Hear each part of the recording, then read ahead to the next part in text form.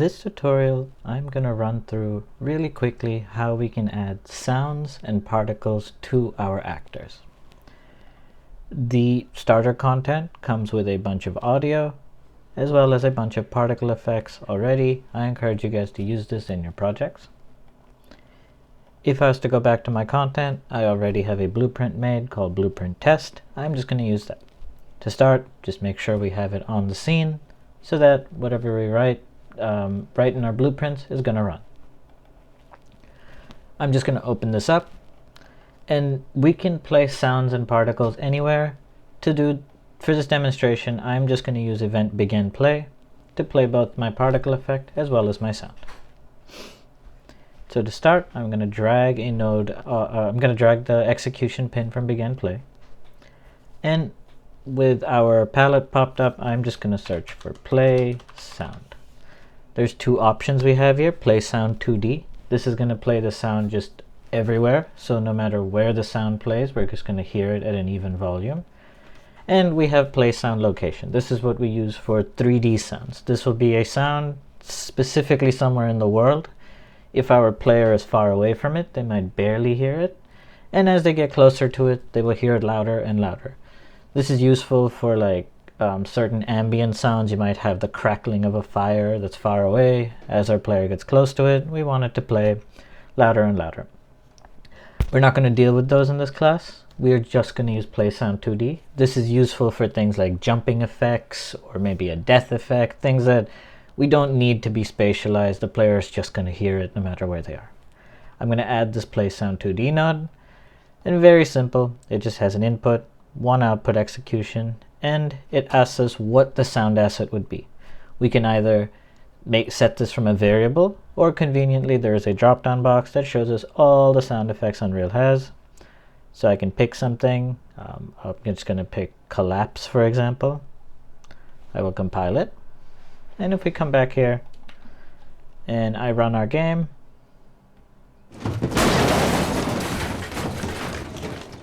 you can hear that it plays the sound effect. Again, just remember, we don't have to play this on event begin play. We could play this sound through any event. Next, let's look over how to add a particle.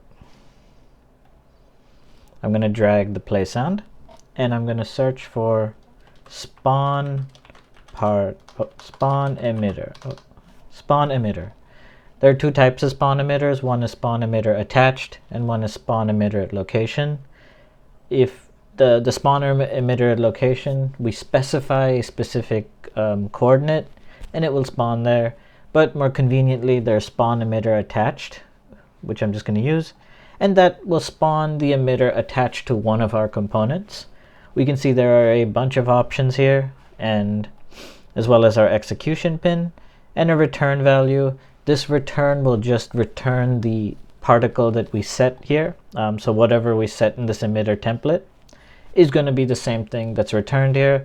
A reason for this is if you later on want to change some of the particle's parameters in code, we can use this pin to do that.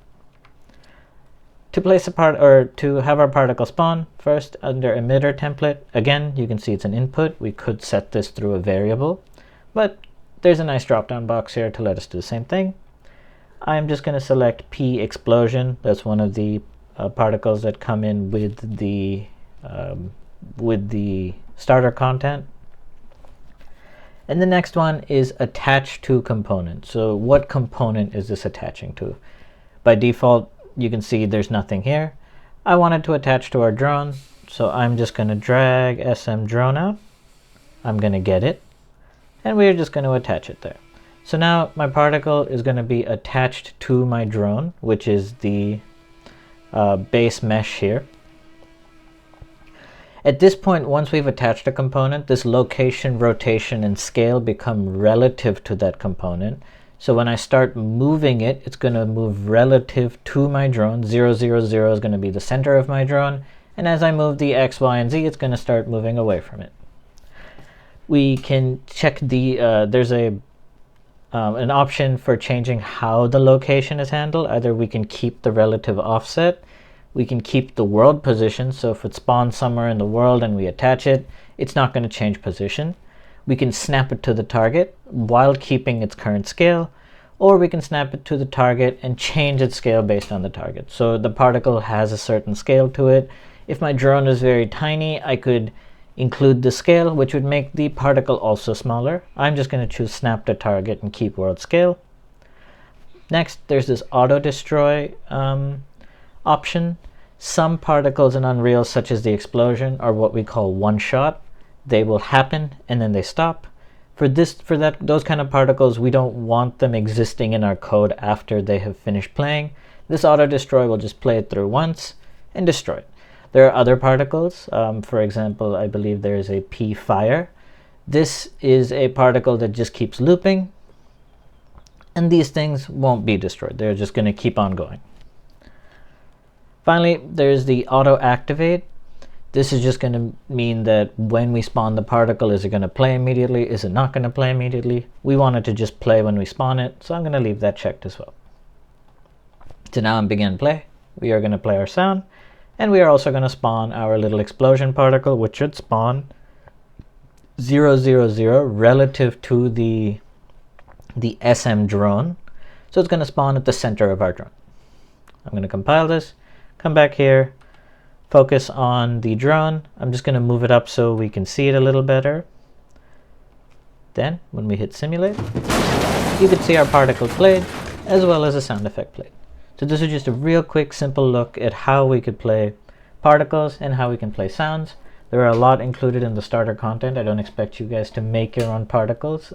Feel free to find sounds on freesounds.org. But yeah, I hope you have fun playing with these nodes because they really help bring our game to life. Thank you for watching.